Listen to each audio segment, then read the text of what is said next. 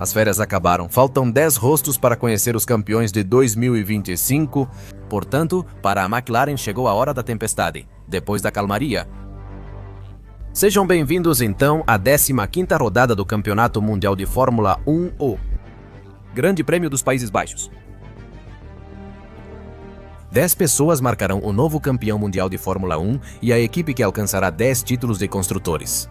E entrando na zona de definição, as diferentes disputas desta temporada vão se encerrando pouco a pouco. A categoria máxima voltará ao lendário circuito de Zandvoort. Templo de Curvas Lindas fará sua penúltima aparição na Fórmula. Mas em suas curvas veremos as batalhas que ainda restam. Novo duelo entre pilotos da McLaren, disputa pelo segundo lugar entre construtores e briga pelo topo do pelotão intermediário. Agora cada confronto será mais intenso e aumentará a emoção da temporada 2025. O fim da temporada se aproxima e quando perceberem que o Mundial está perto, essa luta só poderá explodir em fúria. Vamos dar início assim à prévia do Grande Prêmio dos Países Baixos 2025 da Fórmula 1.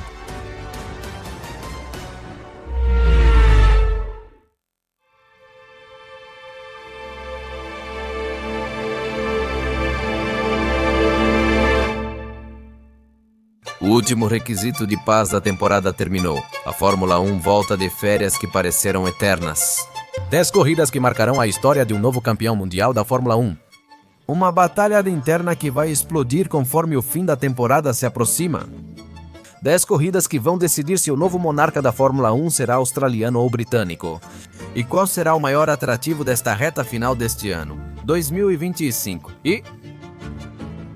O retorno da Fórmula 1 após a pausa de verão será no lendário circuito de Zandvoort. Com curvas rápidas, inclinadas e mudanças de elevação, reacenderá a chama da principal categoria do automobilismo. Em uma de suas últimas aparições nos calendários da Fórmula 1, ao menos por enquanto.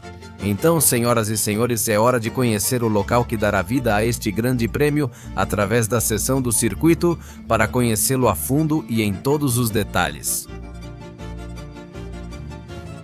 Zandvoort, Países Baixos. Seu circuito tem o mesmo nome, Circuito Zandvoort, criado no ano de 1948 e remodelado em 2020. Para o retorno da categoria máxima. Em 2021, 4,2 km de percurso, 72 voltas, 14 curvas, 2 zonas de asa móvel, mas só uma com real chance de ultrapassagem. Caracterizado por ser um circuito técnico e desafiador, mas com curvas extremamente exigentes. Ele inicia com forte freada na curva 1, seguida por uma série de curvas técnicas e constantes ajustes. Prioriza a saída limpa do carro, buscando a tração. Particularmente, a curva número 3 deste circuito é inclinada e pode ser feita mantendo uma linha externa ou traçando de dentro para fora. Independentemente do traçado escolhido, os pilotos devem garantir tração limpa na saída das curvas. O restante do setor é uma zona rápida, com curvas feitas de pé cravado. Por isso, sair mal da curva 3 ou errar a freada na curva 1 pode custar caro, especialmente na classificação. O segundo setor possui as curvas mais desafiadoras e difíceis do circuito, é muito veloz e mantém alto nível técnico.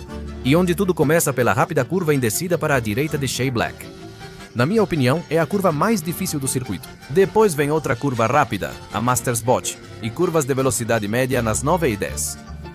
Esta parte do circuito exige muita precisão e habilidade, tanto no traçado quanto no controle dos freios.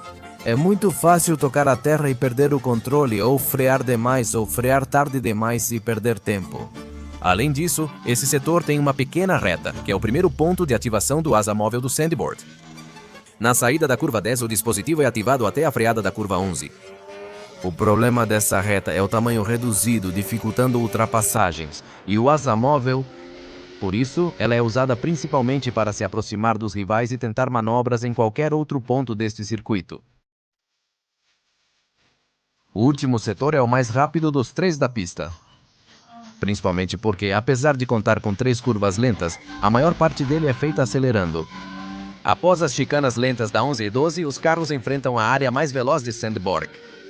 Após a curva 13, os pilotos enfrentam uma curva com peralte acentuado, permitindo maior velocidade até a curva 1 do circuito. Antes de chegar à curva, o asa móvel é ativado na segunda zona. Ele se estende desde antes da peraltada e fica aberto por toda essa zona até a freada da curva 1. Como um bom vácuo do adversário e boa velocidade na freada, surge a melhor e talvez única chance de ultrapassagem. O que esse circuito te oferece? Por isso, a velocidade se faz presente em uma pista que termina sua jornada do mesmo jeito que começa, de uma forma completamente épica. Sandboard é uma pista de curvas que agradam a todos. Por ser um circuito clássico, é uma pista muito estreita e com poucos pontos de ultrapassagem. Por isso, é mais um circuito em que é preciso se classificar bem para ter chances reais de vitória ou bom resultado. É uma pista extremamente complicada, estreita, que exige precisão e isso a torna um circuito muito difícil. E, em resumo, no primeiro setor o elemento mais importante é a tração, no segundo, o apoio aerodinâmico do carro e no terceiro, a velocidade que o carro pode atingir na longa zona rápida. Como outros dados a serem considerados, este circuito voltou à Fórmula 1 no ano de 2021 e desde então até 2024.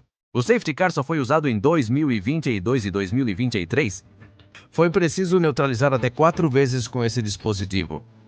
Em 2022 por quebras de confiabilidade e em 2023 por vários acidentes devido às condições climáticas na corrida. Sem tanto caos, a pista tem áreas de escape amplas que reduzem o risco de acidentes nas curvas rápidas. Em certos pontos os muros são tão próximos que um acidente torna sua aparição iminente. Portanto, Sandboard tem até 55% de chance de neutralização com carro de segurança.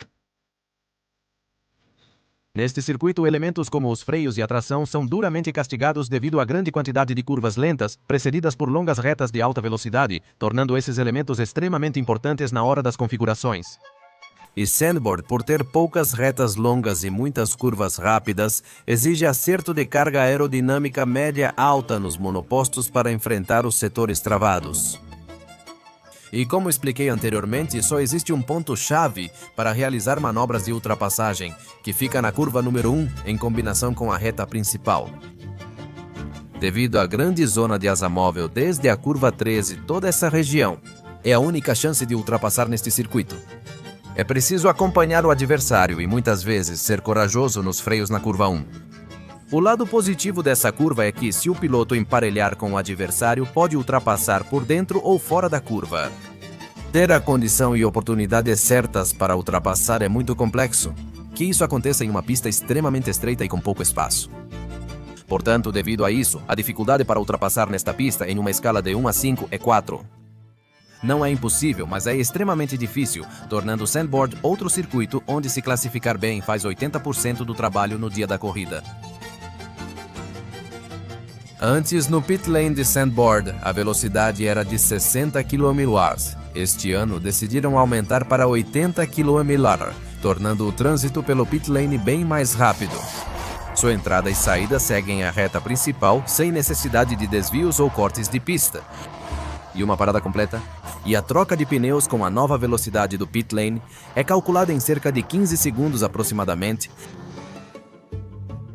O desgaste dos pneus neste circuito é muito alto, já que, apesar do asfalto estar em um nível médio de abrasividade, as cargas laterais e o estresse no pneu são muito altos, causando grande desgaste em uma pista como a de Sandboard. Mas para favorecer as disputas, nesta edição a Pirelli vai trazer uma gama mais macia do que a utilizada no ano passado.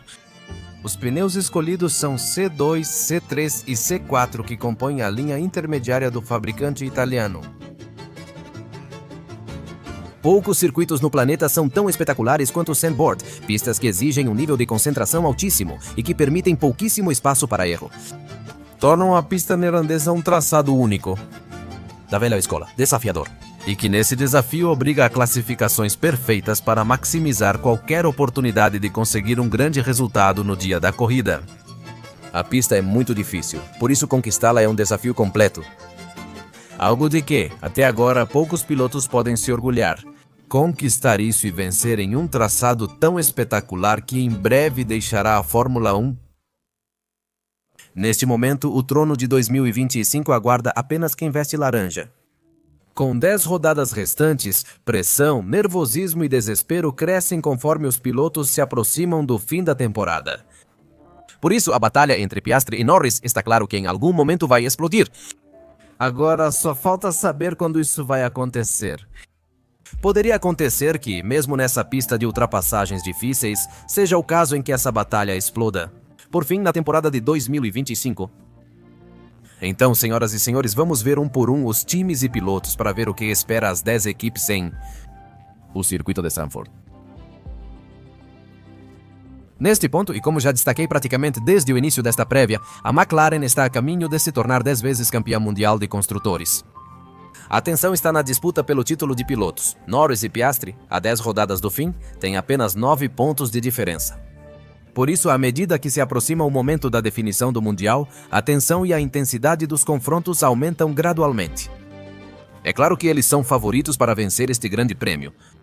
Neste fim de semana são esperadas temperaturas baixas e ventos que já reduziram a vantagem do carro britânico em outros grandes prêmios. Zandvoort é outro circuito que favorece o carro deles pelas curvas, onde tração é essencial e pneus se desgastam muito. Além disso, as longas curvas de velocidade média favorecem muito o monoposto deles. Então vamos ver se isso é suficiente para neutralizar qualquer desvantagem que as condições climáticas possam causar. Mas obviamente o maior interesse que temos com a McLaren é ver qual dos seus pilotos vai se adaptar melhor a este circuito. Como restam poucas corridas e só 9 pontos separam eles na tabela de pilotos. Cada erro que cometerem será pago em dobro e vai afastar ainda mais cada um deles do sonho de ser campeão mundial de Fórmula 1. A Ferrari perdeu a vitória no Grande Prêmio da Hungria devido a uma possível quebra de chassi no carro de Leclerc. Muitos especulam que eles voltaram a sofrer por não conseguirem deixar o carro tão colado ao chão, sem risco de desclassificação pelo desgaste excessivo da prancha do assoalho. Apesar de perderem a chance de vencer na Hungria, os problemas persistem, mesmo com o fim do ciclo de desenvolvimento do carro. Eles terão que lidar com isso nas 10 corridas restantes do Mundial. A Ferrari ocupa o segundo lugar no campeonato de construtores, a apenas 15 pontos da Mercedes. Por isso, a disputa por essa posição no campeonato está extremamente acirrada. A Ferrari já surpreendeu a McLaren na Hungria. Veremos se repete isso neste circuito. Mas, pelo menos por enquanto, eles terão que se concentrar na disputa para superar a equipe alemã da Mercedes. E se a surpresa vier desta vez, ver se eles estão mais preparados para aproveitar as oportunidades de conquistar o que seria sua primeira vitória nesta temporada. A Mercedes retomou seu padrão nesta era do efeito solo, sem conseguir evoluir o carro e enfrentando problemas que o desestabilizam. Isso ocorreu novamente com a Mercedes nesta temporada, há poucas corridas. A suspensão traseira que levaram não funcionou no carro e foi retirada, usando a suspensão antiga para Antonelli e George Russell, buscando ser novamente o carro mais fácil de pilotar e permitir que seus pilotos recuperem a velocidade do início da temporada. Para este fim de semana são esperadas temperaturas baixas. Essa condição favorece a Mercedes, que tentará reduzir a diferença para a Ferrari e recuperar o vice-campeonato.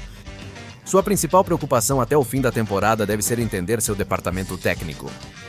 Porque até agora, quando eles têm bons dias, não sabem o motivo, e pelo mesmo motivo, quando tudo dá errado, também não sabem por que aconteceu. E se eles não conseguirem resolver isso nos meses que restam antes do próximo regulamento? Será um peso difícil na nova era regulatória da Fórmula 1. Isso pode ser um problema que a Mercedes continue enfrentando, mesmo com um novo carro. Red Bull vem de um fim de semana desastroso na Hungria, um dos piores da temporada. O ritmo foi inexistente porque o carro era fraco nas longas curvas da Hungria e não conseguia aquecer os pneus corretamente. Verstappen teve um resultado ruim e Yuki Tsunoda, como sempre, ficou longe dos pontos. Após o Grande Prêmio do Bahrein, esse foi o pior fim de semana do ano para a Red Bull. A equipe disse ter identificado o problema e não espera que ele ocorra novamente nas próximas corridas. Apesar de Helmut Marko contar essa história várias vezes, no fim ela nunca se concretiza. Apesar do que disse a cúpula da Red Bull, não dá para descartar que o problema retorne. Realmente o ritmo da Red Bull tem sido bastante volátil, mas nos circuitos onde não há muitas curvas rápidas, o Red Bull 21 não é extremamente forte. E levando em conta que este não é um circuito onde a maioria das curvas são rápidas, o que beneficiaria o Red Bull 21, eles podem estar diante de outro desafio, onde sejam a terceira ou quarta força. Exceto se a configuração do carro no fim de semana for ideal e sem problemas. Como costuma ser com Max Verstappen, se acharem o acerto ideal, podem terminar o fim de semana muito bem. O atual campeão mundial corre em casa e quer dar o melhor resultado à torcida. A vitória parece bastante complicada, mas vamos ver se a Red Bull consegue tirar um resultado positivo. Que afaste os fantasmas vistos na Hungria ou, pelo contrário, que os touros voltem a sofrer, mas agora, diante do público do seu piloto estrela.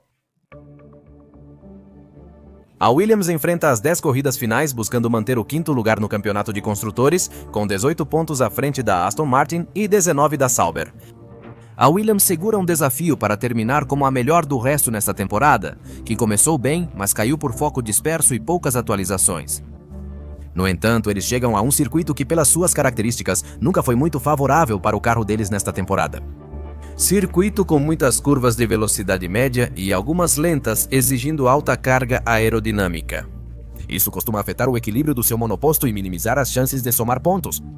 No papel, este será um grande prêmio onde a Williams precisará minimizar os danos na corrida. Tomara que Itália e Azerbaijão sejam melhores para eles.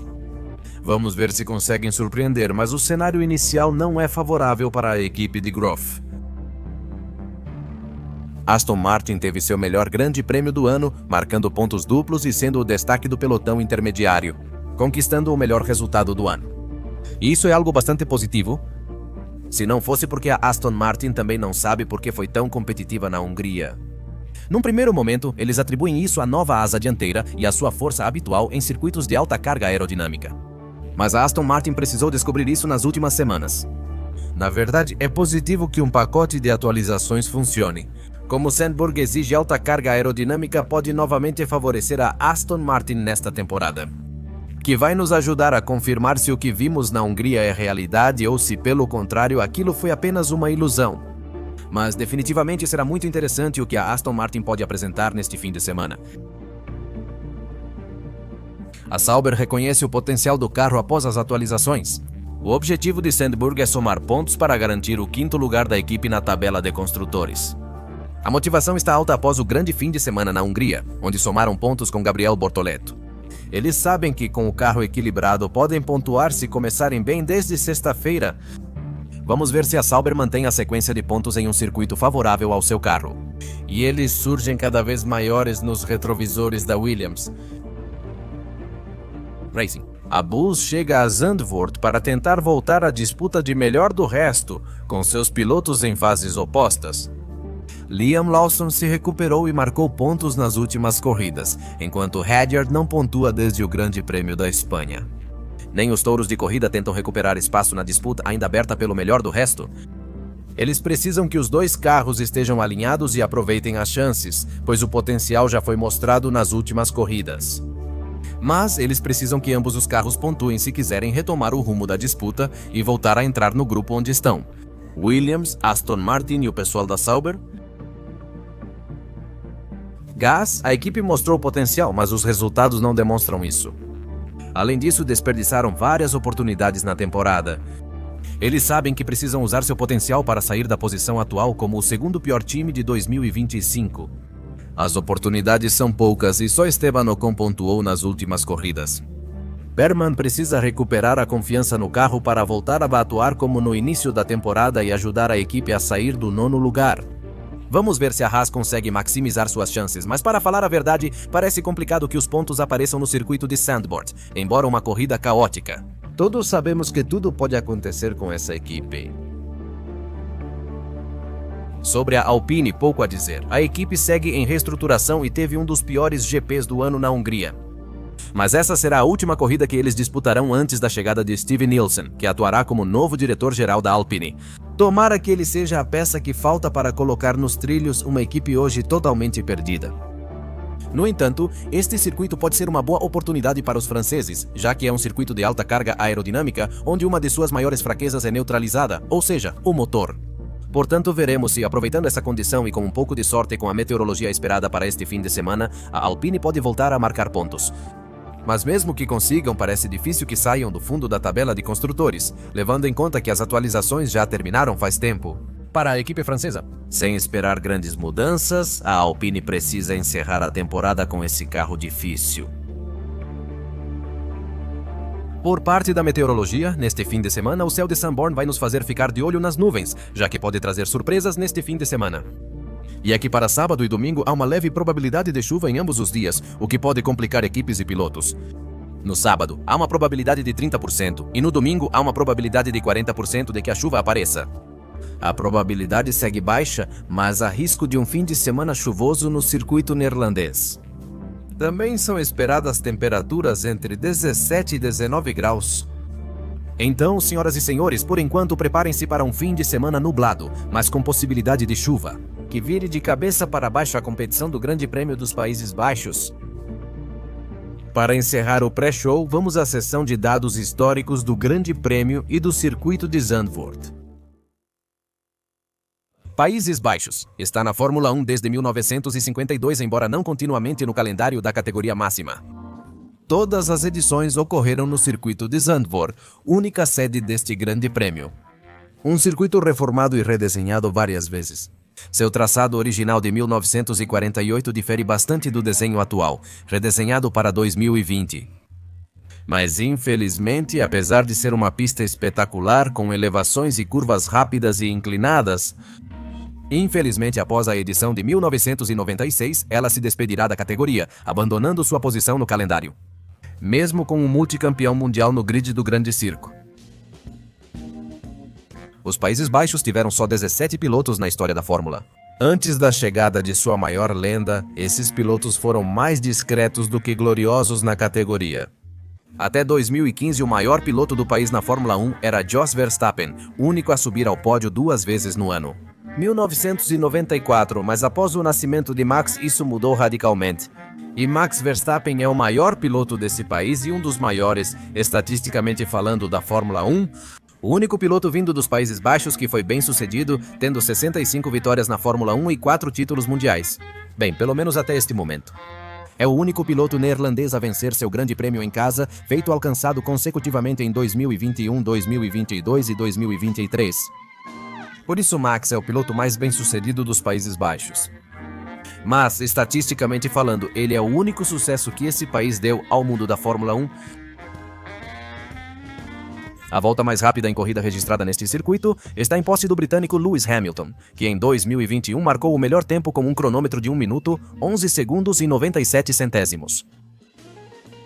A escuderia Ferrari é a maior vencedora deste grande prêmio, com 8 vitórias de 1952 a 1983, e o pódio dos maiores vencedores históricos está empatado com 3 vitórias para Max Verstappen, Niki Lauda e Jackie Stewart.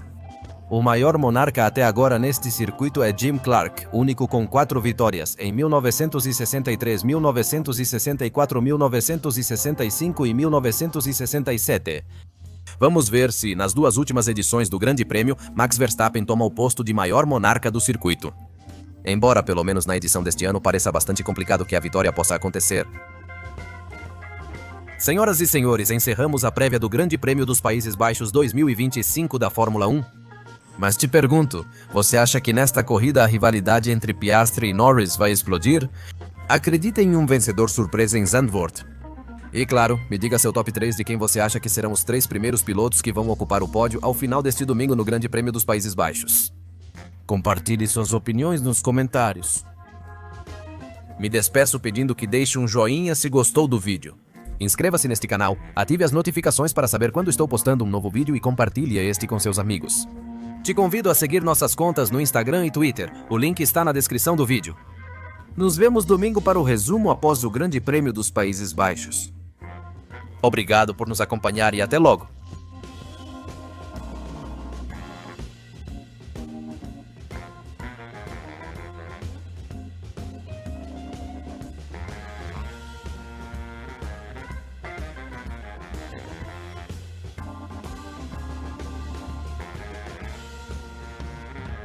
Obrigado.